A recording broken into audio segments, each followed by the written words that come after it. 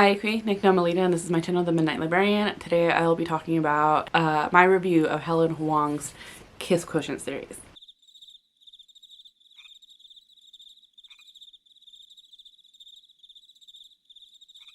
So I'm holding up two books, but there's actually three in this series. The one that I'm missing is The Kiss Quotient, also by Helen Hoang. I ended up getting rid of my physical copy. So let me just get into it. So Helen Hoang is that shy person who never talks until she does, and then the worst things fly out of her mouth. She read her first romance novel in 8th grade and has been addicted ever since. In 2016, she was diagnosed with autism spectrum disorder in line with what was previously known as Asperger's syndrome. She currently lives in San Diego, California with her husband, 2 kids, and a pet fish. So from my understanding, she is Asian American, but there is no confirmation on that. But I know that her books have been recommended during the AAPI readathon, and all 3 of these books do have characters who are on the autism spectrum, who have been diagnosed with autism spectrum disorder. That's a really nice, unique perspective, in my opinion, particularly because all 3 of the books have different angles that they look at autism spectrum disorder with. Let's go ahead and talk about the Kiss Quotient. I forgot where I put my phone. Oh, there it is. The first book is The Kiss Quotient, and we are following Stella Lane, who thinks math is the only thing that unites the universe. She comes up with algorithms to protect customer purchases, a job that has given her more money than she knows what to do with, and way less experience in the dating department than the average 30-year-old. It doesn't help that Stella has Asperger's, autism spectrum disorder, and French kissing reminds her of a shark getting its teeth cleaned by pilotfish. Her conclusion: she needs a lot of practice with a professional, which is why she hires an escort, Michael Fan. The Vietnamese and Swedish stunner can't afford to turn down Stella's offer and agrees to help her check off all her boxes on her lesson plan, from foreplay to more than missionary position. Before long, Stella not only learns to appreciate his kisses, but to crave all the other things he makes her feel. Soon, their no-nonsense partnership starts making a strange kind of sense, and the pattern that emerges still will convince Stella that love is the best kind of logic. I briefly saw my review that I wrote at the time.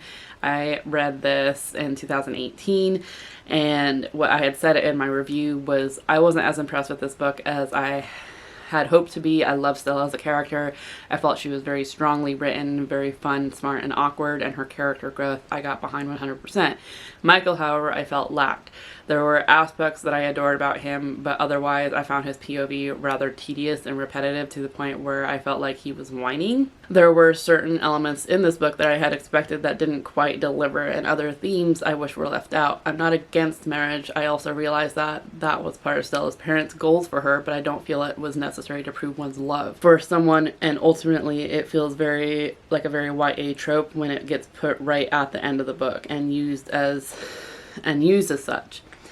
There were also parts of this book that reminded me a lot of the 50 Shades of Grey series, particularly Christian Grey, and not in a good way. Overall, enjoyable read, but wasn't what I was hoping for.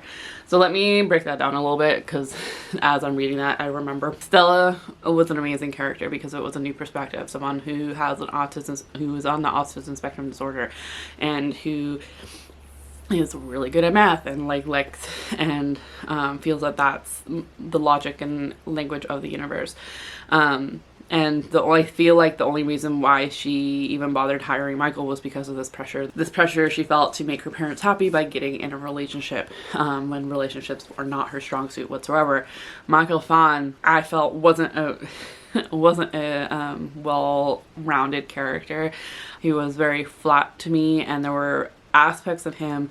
I get that there's this like protective trope in a lot of romances where the male love interest is very protective of the woman, to the point where it's a little stalkery. And I remember that particular point in particularly the end of the book where I don't know if he happened or he followed Stella and then like managed to protect her from someone that was trying to like hit on her, and he ended up protecting her and she got mad about it, and was like, no, it was a really creepy moment in my opinion. And like I said, I don't like marriage as the awe-inspiring end goal of a book. I feel like a couple of books have done this, where it's like, oh, they throw in marriage as like the ultimate like love, I want to be with you forever. And I think there's other ways to be able to do that, more creative ways to do that, mostly because in this day and age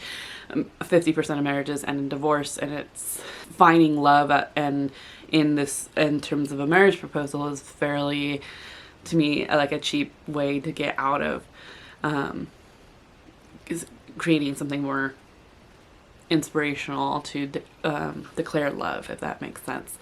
I don't know. There's been a couple other books as well who've tossed that in at the very end, and I guess kind of ruins the tone for me. I'm just like, what the hell? Like, that was such lazy writing. So I was a little disappointed in that, and that because of that, and particularly the ending, I was just like, what the hell? And so I had no problem like giving my copy away. The next one is The Bride Test. And this one, we're following Kai Deep. Has no feelings. Well, he feels irritation when people move his things, or contentment when ledgers balance down to the penny, but he doesn't experience big, important emotions with like love and grief. Rather than believing he processes emotions differently due to being autistic, he concludes that he's defective and decides to avoid romantic relationships. So his mother, driven to desperation, takes matters into her own hands and returns to Vietnam to find him the perfect mail-order bride. As a mixed-race girl living in the slums of Ho Chi Minh City, Esme Tran has always felt out of place. When the opportunity to marry an American arises, she leaps at it, thinking that it could be the break her family needs. Seducing Kai, however, does not go as planned. Esme's lessons in love seem to be working, but only on herself. She's hopelessly smitten with a man who believes he can never return her affection. Esme must convince Kai that there is more than one way to love, and Kai must figure out the inner workings of his heart before Esme goes home and is an ocean away. This one I remember absolutely loving. It still remains one of my favorite one out of the three, because we're getting someone who is on the autism spectrum disorder, who they've been diagnosed with it for a while, so they understand the workings, but not completely. So Kai doesn't believe he can love or grieve because he loves and grieves differently than other people, or not in the traditional sense. There is something that ends up happening in here where he believes that he's defective because he doesn't grieve like everybody else, and because people point it out, and that's why he thinks he's that. And it's like this a really good message in terms of like, not everyone grieves the same. You know how like people start pointing fingers at like someone who's not crying at a funeral, or when someone ends up going right back to work and like doesn't make time for anything else. It's taking a real good look at ourselves and realizing too that not everything fits in our neat little boxes that we'd like to think that they do. So I thought that was a really good message. I really liked the fact that that was discussed. Esme herself, because she is from Vietnam, doesn't quite understand autism spectrum disorder, and so we're getting her perspective as well, as in terms of like what that means, because in the previous one Michael understands what that means because he's Kai's cousin, so he's grown up with Kai, he understands Kai. Esme does not, so she's having to learn how to navigate his, I don't know if you call it quirks, that feels very, she tries to understand him and understand what he likes and what he doesn't like.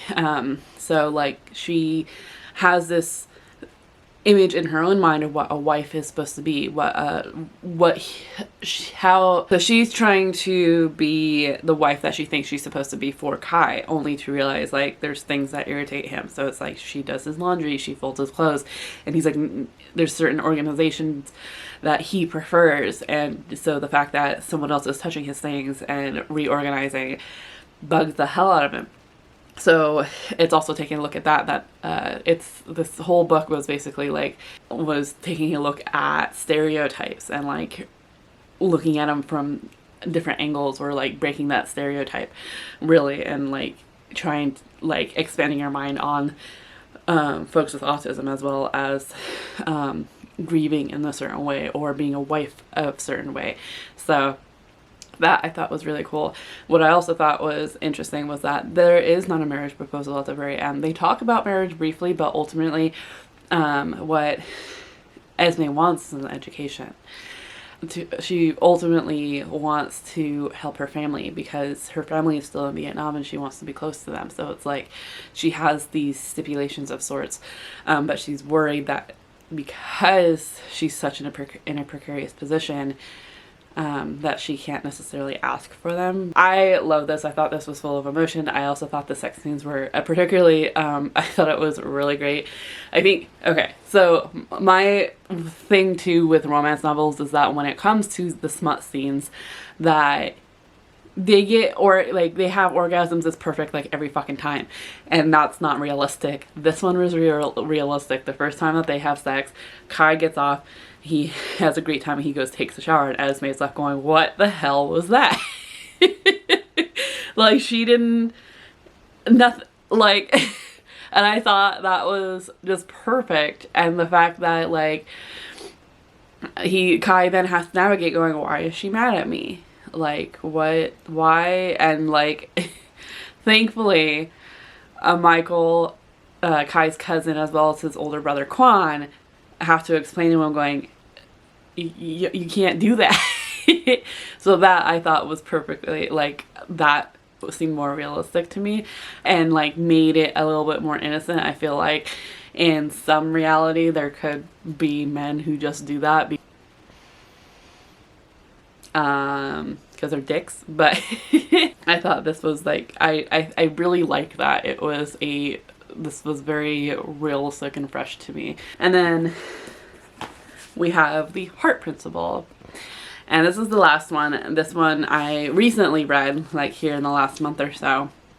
When violinist Anna Sun accidentally achieves career success with a viral YouTube video, she finds herself incapacitated and burned out from her attempts to replicate that moment. And when her longtime boyfriend announces that he wants an open relationship before making a final commitment, a hurt and angry Anna decides if he wants an open relationship, then she does too.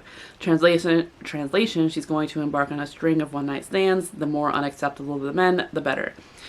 That's where tattooed motorcycle riding Quan Deep comes in.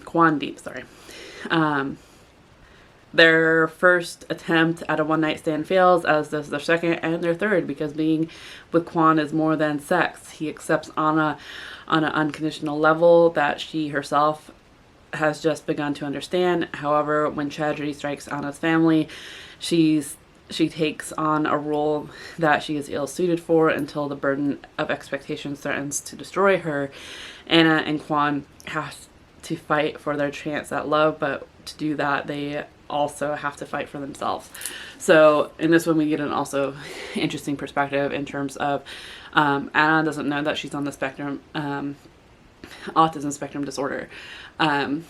She gets told it about maybe a third of the way through the book, and she has to navigate what that means for her, if that fits for her, and she does her own research and what that means with her family. And unfortunately, it doesn't necessarily work out. There are some definitely heavier topics in here, in terms of telling your family of a disorder that you have and hoping that they still accept you. Anna's also a huge people pleaser, so it's navigating that and how to prioritize herself and her health over her people pleasing, particularly after something ends up happening in her family and she has to then become a caretaker, which does not fit her. So I would also say look out content warnings, because there are some heavy topics in here in terms of a family member going into the hospital and then having to care for them. And ultimately, yeah. Juan is also dealing with his own stuff, and basically that's why he's going on these one-night stands, is to prove to himself that he's still the man he used to be and that he can still do everything that he used to do before. The romance in here didn't ever feel that threatened. I know at one point there is a third act breakup, but it's still, I mean, because it's a romance, it's like, okay, they're gonna get back together. And maybe this is me just being kind of picky. It felt like Anna took so long to figure out that she could, or how to figure out how to say no to her family. And I get that it's a hard thing to do. And I also felt like this one was realistic, because even after the third act breakup and they end up getting back together, there's still this mental health issue that ultimately she ends up figuring out as well, but it takes a while. And that was the thing. I think that too, it was the pacing of this. So it was very odd. Like, we'd get a couple days and then like a couple weeks would pass by, and then like we'd get a couple days again, and then like a couple months would pass by. So it felt very odd, because with that and with the romance, it didn't feel like any time really passed really, and I wasn't sure of their connection. I don't know. It was ultimately fine. I love the discussions in here. I thought it was really relevant in terms of a lot. But like I said, look out content warnings. But I still enjoy the bride test a bit more. But like I said, ultimately I love, like, I'll be interested to see what Altella Huang ends up writing outside of this series, because ultimately I think that she does have an interesting perspective, and she does write these characters in a really complex way. And I think that's what I ultimately really liked about all of them, more so Stella in the Kiss Quotient than anyone else, but in the rest of these as well, we get more of that complexity in all the characters, which I really enjoyed. I think we could have used it a little more for her. I think ultimately, like, even in the heart principle, so like, it was just the relationship that I questioned. Like, Quan was still a complex character and was written really well. Anna was written really well. It was just their relationship that it's like, because for the most part, a lot of it ended up happening over text. And it's like, okay, that could have been pushed a little further in my opinion. And then as well as, it was the same with the heart principle as like the bride test, in that their first time this having sex didn't go perfectly, because they both have insecurities. They had to talk through it. And I thought that was also very realistic in terms of Anna wasn't ready to talk about it. She doesn't talk. No, that's not, like, it's an embarrassing thing. It can be an embarrassing thing. And I understand that. Like, and that's what I also liked about this. So it's like they had to turn off the light because both of them couldn't handle it. And ultimately they both, like, I think the first couple times they end up trying to have sex, they both end up getting into their own heads and end up freaking out and going, no, I can't do this. Totally relatable. So yeah, I don't know, I really appreciated that part as well in the heart principle. So, and then I think something similar happened in the Kiss Quotient. My apologies, because like I read it 5 years ago now. Oh my god, it took so long to finish the series, it feels like. But they also came out like, but yeah, I think something similar happens because Stella doesn't like a particular way, or ultimately it takes them a couple tries as well, which I really appreciated. It was just, I don't know, there's certain parts with Michael that I didn't like. Ultimately interested, would I get another copy of yeah, I'd probably get another copy of the Kiss Quotient just to like have it. I think it's a good series overall. There were just some minor things that ultimately I think it's just due to taste, and I understand that my taste in romance isn't like everyone's taste in romance, so I would still recommend it even with some of my qualms with it. So this one, I'm not the biggest fan of the cover art. This one wasn't bad. It's a little bit more dynamic to me. And maybe it's just because like her shirt needed to be a different color. But like I didn't like the Kiss Quotient's cover. So yeah, that is my review of the Kiss Quotient series. If you've read it, let me know your thoughts down in the description down, or down in the comments down below. I'd love to hear. If you made it this far, thank you so much. Let's go. I know I've been doing a lot of reviews lately, but let's go ahead and do, oh, what if we do, like, is there an airplane emoji? Let's do that, just because that's my favorite one. But yeah, and also if you read this, let me know what your favorite one was. Otherwise, thank you for watching.